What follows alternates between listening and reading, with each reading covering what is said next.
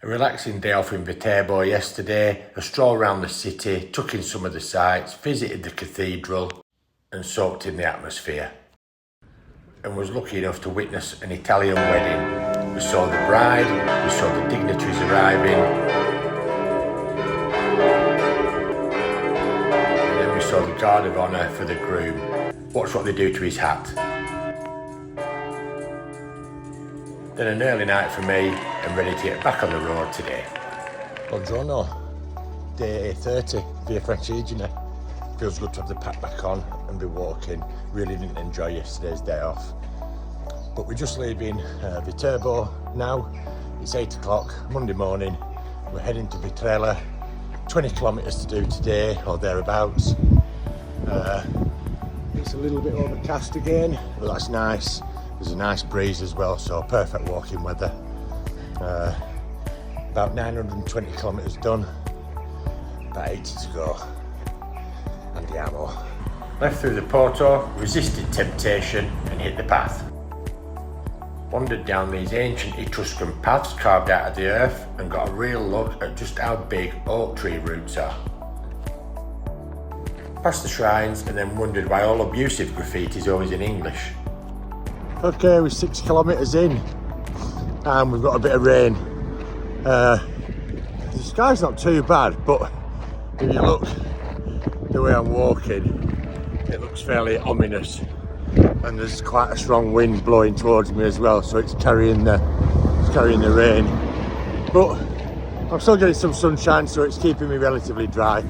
I'm going to resist the urge to put the raincoat on because it's just too hot.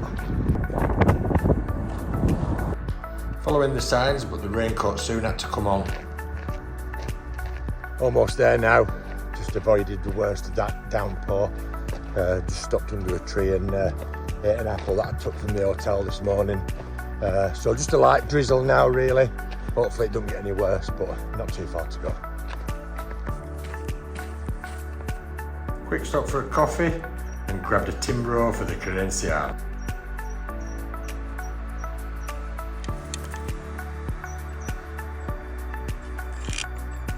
Stand padded and left my thoughts about the Via Francigena. Che bello, up the Clarence. This is the path just outside Vetralla. Glad I didn't join it yesterday because clearly they've cleared it all today. Past the shrine and the marker stone for the town.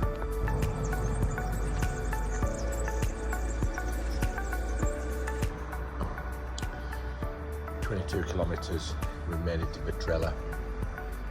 It's just as I remember it, just a little bit sketchy.